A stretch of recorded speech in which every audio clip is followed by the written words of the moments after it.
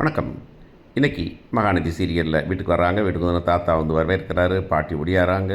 இந்த ஒரு பந்து முறைச்சி பார்க்குறாரு. ஒரு சித்தப்பா சித்தி ஆரத்தி எடுத்துகிட்டு வராங்க. நம்ம கூட நினச்சிக்கிட்டு இருந்தோம். ஆனால் கரெக்டாக வந்துட்டு 2 பேர்த்தையும் சேர்த்தே தான் ஆரத்தி எடுத்தாங்க.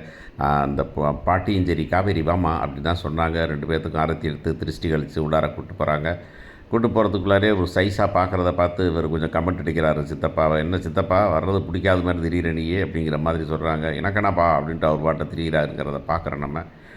உள்ளார வராங்க. உள்ளார வந்து பேசின உடனே அவர் கொஞ்சம் கடுப்பாடுன உடனே கிளம்பி போயிடுறாரு. நான் வெளியே வேலை இருக்குது, நான் கிளம்புறேன் அப்படின்னு தாத்தாக்கு சித்தப்பா கிளம்பி போயிடுறாரு. அப்புறமா இங்கே பேசுகிறாங்க. பேசும்போது நிறைய விஷயங்கள் அதே தான், ரெப்படிஷன் அப்படிங்கிறது தான் ஒரு பெரிய வருத்தமான சமாச்சாரம். அதில் பாட்டி வந்து வந்தேன் விஜய் வந்து ரொம்ப சந்தோஷம்ப்பா அப்படின்னாங்க. விஜய் வந்து சந்தோஷம், நான் வந்து சந்தோஷம் இல்லையா அப்படிங்கிற மாதிரி கேள்வி கேட்குறது ஒரு மாதிரி அபத்தமான கேள்வியாக இருக்குது. வந்த உடனே வாய் நிறைய வாங்க காவேரி வா காவேரி அப்படின்னு கூப்பிட்டுட்டு திருஷ்டி கழித்து கூப்பிட்டு வந்துருப்பார். திரும்ப வந்துக்கிட்டு வாயை கொடுக்குறேன் ஜோக்கடிக்கிறேங்கிற பேர் வெளியில் இது ரொம்ப கொஞ்சம் எரிச்சல் மூட்டுற மாதிரி கேள்வியாக தான் இருக்குது.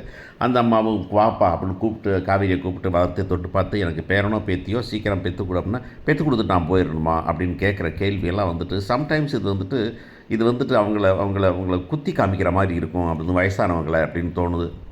ஆனால் பெரிய மனசுத்தன்மைட்டு அவங்க பாட்டி வந்துட்டு அதை பற்றியெல்லாம் கண்டுக்கவே இல்லை.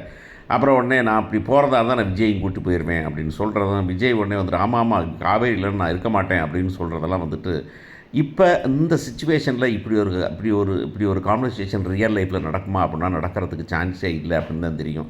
இப்போ தான் ஒருத்தருக்கு ஒருத்தர் விட்டு கொடுத்து சந்தோஷமாக இருக்க வேண்டிய சூழலில் வந்துக்கிட்டு பழசை பற்றி நினைக்க வேண்டியதே இல்லை அப்படின்னு சொல்லுவோம். இந்த வழக்கமாக சொன்ன மாதிரி தான் ரிலேஷன்ஷிப்பில் பல நேரங்களில் வந்துக்கிட்டு போஸ்ட்மார்ட்டம் பண்ணாமல் இருக்கிறது பெட்டர். போஸ்ட்மார்ட்டம் பண்ணால் நாரத்தான் செய்யும் அப்படிங்கிற சமாச்சாரத்தை எப்போவுமே மனசில் வச்சுக்கணும்னு தெரியும்.